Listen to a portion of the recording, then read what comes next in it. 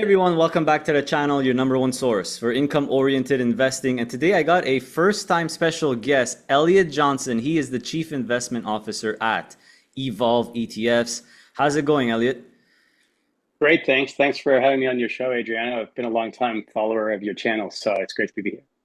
Appreciate it. And thanks for your time, making the time, by the way. Today we're going to talk about your new leverage Bitcoin and Ethereum ETFs, as well as your very popular index-based cover call ETFs, because they had a recent distribution increase. But before we dive into that, it's the first time on the channel. How long, maybe introduce yourself a little bit. How long you've been at Evolve ETFs in this role? Sure. Sure. I'm part of the group that started Evolve ETFs back in 2017 with my partner Raj, who you've had on your show Yeah. several times. So there was a group of us. We had worked together in the past, and we decided to come together to build an ETF company. And we've been very lucky over the past 7.5 years to build a great business and build a great team around ourselves, and grow quite successfully. Yeah, I've been around since the beginning. Every product we have on the shelf is something that I've had pretty direct involvement in creating and running since the start of the business. Yeah, I had Raj on the channel several times. Always love having him on. He's a great conversationalist. You know, he's the boss, he's the CEO, but you're kind of like the boss of managing the investment, so to say, chief investment officer. So today we'll talk about your new Bitcoin ETFs, Bitcoin and Ethereum ETFs that you just launched. So in case my audience, you don't know, now I'll share my screen here, Elliot, so we can look at it here at the same time. You have Great. launched LBIT, which is a leveraged Bitcoin ETF. So as I could see here, 25% more, more exposure to Bitcoin. But and you also launched the same thing, but on the Ethereum side. So tell me a little bit why you guys decided to launch these 25% leverage growth style ETFs. These are not covered call ETFs. Why did you decide to launch these? Yeah, so the really it's a couple of things. First of all, people who've been following Bitcoin and Ether last year know that Bitcoin and Ether both had really big gains last year. It was an upswing in the market cycle for crypto assets last year. We actually were the first company to file for a Bitcoin ETF in 2017, right at the very beginning of Evolve, but it took us 4 years to get the regulators comfortable with the asset class. And then you fast forward after we launched in 21 to the beginning of last year, and spot Bitcoin ETFs began to be launched in other countries, and huge amount of demand, huge amount of interest, all the way through the year, including through the US election. And there's a lot of catalysts for continued participation within this. But what we heard from a lot of our clients, a lot of our advisors that we talk to, is that some of them feel like they kind of missed out on last year's run, and they're looking for more exposure. They're kind of looking to catch up to where they might have been if they had been in earlier in the process. And they knew that we had been successful in launching 25% levered funds in the past. I think you've spoken about Bank, which is our 25% levered Canadian financials with covered calls. And then also, I think you mentioned Utes last year as well, which is utility companies with 25% leverage in calls. And so we found that the Canadian market really likes that 25% leverage threshold for additional exposure when they're looking at an investment theme. And I think there's good reason for that. It's that it's more exposure, obviously, but it doesn't significantly increase like a 2 times or a 3 times, which you see Right. sometimes out there in the marketplace. And those super levered funds, they can be great if you get the timing right, but they also, leverage works in both directions for you and against you. And so, you need to be very, precise. And, if I'm buying it on Monday, maybe I'll hold it for the week and you have a good week and it's great. But there's a lot of volatility in Bitcoin and Ethereum on a week by week or month by month basis. So we think, we tried to find that sweet spot where there's enough leverage to give additional exposure for people who are looking for a bit more than they can get just out of our regular linear spot products, but not so much that they struggle to kind of stay involved and stay invested through the market cycle, which is really where people are trying to participate. For the most part, we think most of our audience invests in funds they're looking to hold for a multi-month period of time. And again, this is anecdotal. It's based on our conversations with people. But I think that is why this 25% level has become really popular in Canada. Not just at Evolve, but other companies have got similar leverage levels. And so that's how we picked the amount of leverage. Okay. That's why we brought these to market now, because people are sitting around saying, there's uncertainty right now with a lot of the news out there, but crypto seems to have more clarity around some of these adoption news stories that I'm happy to chat about as well. And so that's kind of the reason that we're here with these products in the market at the beginning of 2025. Yeah, it makes sense. And I agree with everything you said. I mean, 25%, very popular. I absolutely love 25% leverage, especially, which is technically 1.25x. So this is very modest compared to the 2x, 3x. That's like 200, 300 reset daily. That's really for for traders and the fund managers admitted on the US side. Those are very popular for trading, but 25%, a little bit, definitely a lot more modest. And is this like classic leverage? This is not synthetic leverage. This is classic. You're borrowing, the 25%. So basically vis-a-vis the interest rate, which is actually low in Canada right now and coming down, which is great for leverage costs. So this is classic leverage, right?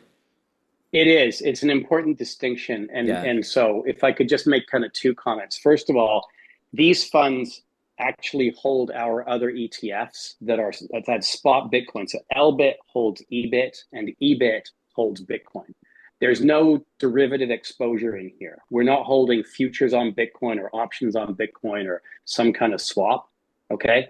And then we are doing cash borrowing for the leverage from a large Canadian bank in order to be able to be 1.25 exposed to our Bitcoin ETF. So I think it's very, very important because we don't have any of the challenges you get when you work only with derivatives, which usually has to do with rolling that derivatives contract every month. It's more complicated, and then there can be some performance deviation around the roll time if you were doing a futures-based approach or something like that. Yeah. So if you hold LBIT, you really do hold 100 for every dollar you put into LBIT or you buy of LBIT units, you have $1.25 worth of physical Bitcoin exposure within the structure. And we're borrowing cash from a Canadian bank. So very, very traditional standard approach to doing leverage. Okay, so basically LBIT will hold EBIT, which is your regular. So shouldn't this, by the way, be 125% instead of 100 here in the holdings of the levered one? It's 100% of the 125% of the fund, if you want to think about it that way. There's nothing else in the fund. We don't have anything else other than our Bitcoin ETF. Yeah. Right. But LBIT is basically 125% exposure to EBIT. Can we say that? Correct. Okay. That's exactly right.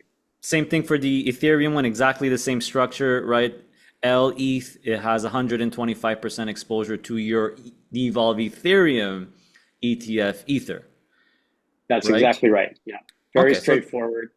Yeah. What would be the management fee for LBIT? I'm assuming since it holds another, it would be the management fee would be basically the one of EBIT. That's right. So we don't charge a management fee at LBIT or at LETH.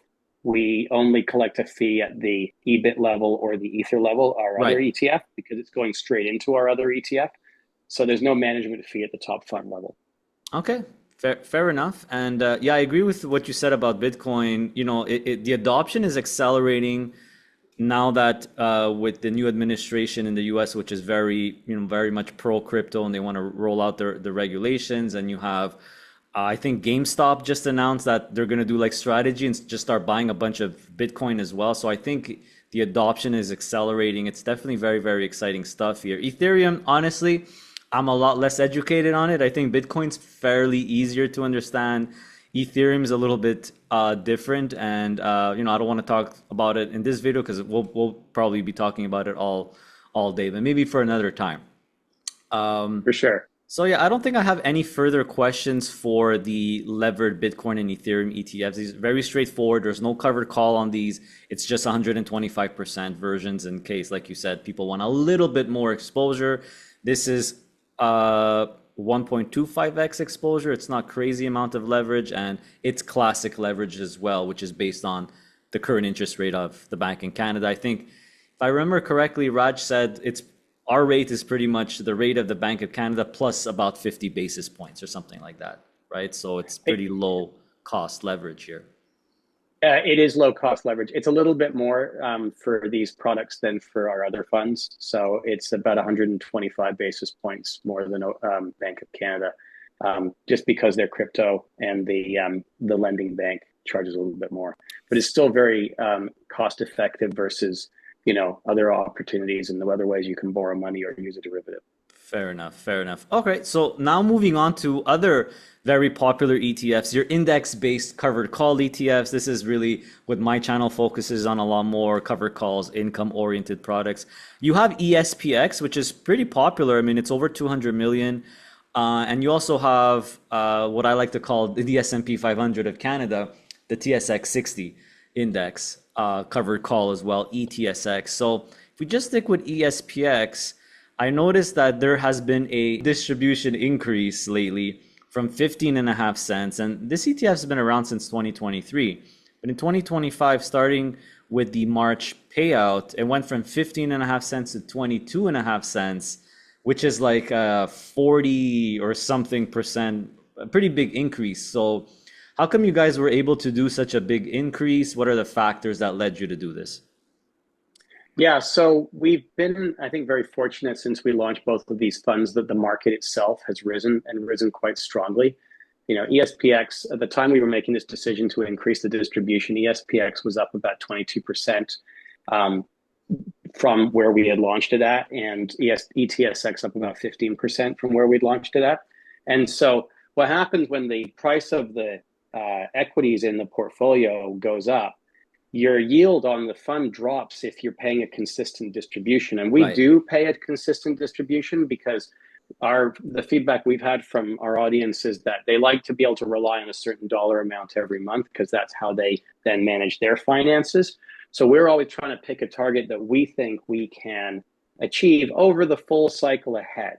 Okay. And so you're always looking ahead. And what happens when the price of the basket of stocks, in this case S&P 500 and TSX 60, has risen, is that your actual yield is dropping as a result of that. So every once in a while, we have to sort of do a reset and a reevaluation of how much we're paying and try to hit a level that we think is appropriate for where the cycle is going moving forward. And so that's one big reason, is that we're just trying to kind of keep up with the market surging ahead.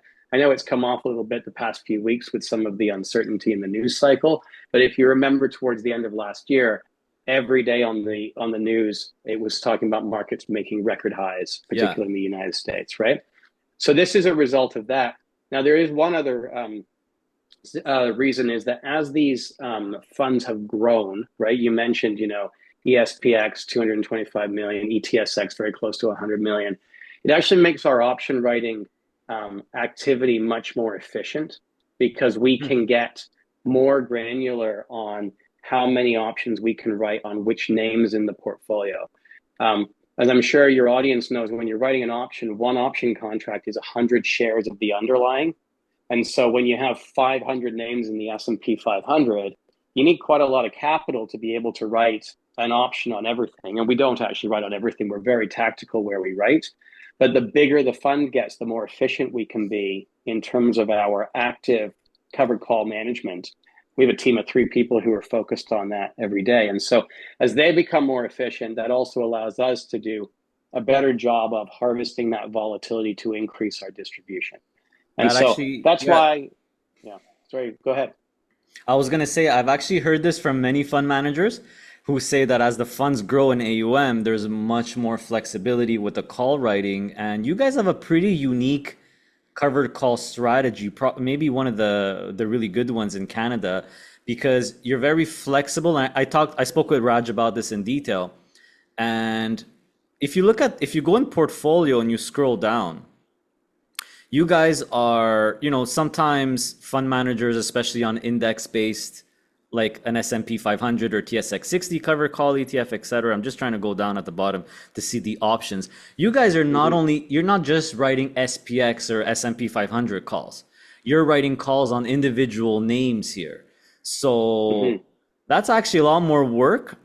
But you do you do have the option, and I've seen, I should have done this before and looked at it before, but yeah, there's calls on all kinds of individual stocks here, but you also have index calls as well. Maybe I can't find it right now, but maybe there is an SPX call option somewhere around here.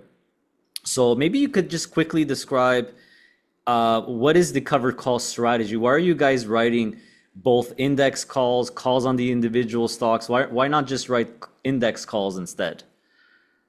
Yeah, it's a great point. And Here it is. there's your index call right there Yeah, at the bottom. there it is at Um, the bottom. so so it all comes down to the way in which volatility works within a portfolio. So um, when you have a portfolio with lots and lots of stocks, some of them are going to zig while other ones zag, right, on any given day, which means that your volatility of the overall portfolio mathematically is going to be lower than the volatility on the more volatile names within the portfolio because there's an offset, right? Like let's say you had a portfolio of two stocks, one went up 5%, one went down 5%. Mm-hmm. Your index doesn't do anything, but you've got two stocks that have got a 5% move. When you're writing calls to generate income, you're selling that volatility, right? You're the volatility of the option, meaning the premium you receive for writing the call, is a reflection of how much the individual thing that you're writing the call against is moving around. So it's a much more productive activity if you have the team and if you have the systems in place to write calls on the individual names within an index than it is to write just on the overall index, because there's a lot more volatility if you're able to pick The specifically stocks, higher yeah. volatile names within an index than you'll get at the index level. So this comes back, to the point that the bigger the fund is, the more opportunity you have to write on those individual names, the less you need to then write on the index, and the more productive your program is going to be because you're able to actually harvest what I would call the internal volatility of the index that isn't represented by the movement every day of the index itself. And so it's great to be in this situation where we've got all of those options that we're able to write on the individual names there. I mean, our team yesterday did something like 200 or 300 different options trades through the day yesterday as they were rolling out of 1 month and into the next month. We've got a very well automated system of tools to allow us to pick our levels. And as I'm sure Raj has mentioned a few times, we try to harvest this premium while maintaining as much participation in the index as we can, because if you buy ESPX, you want the S&P 500, but then you're hiring Evolve to try to get more yield out of it by trying to harvest some of that internal volatility within the index. And that's what we do.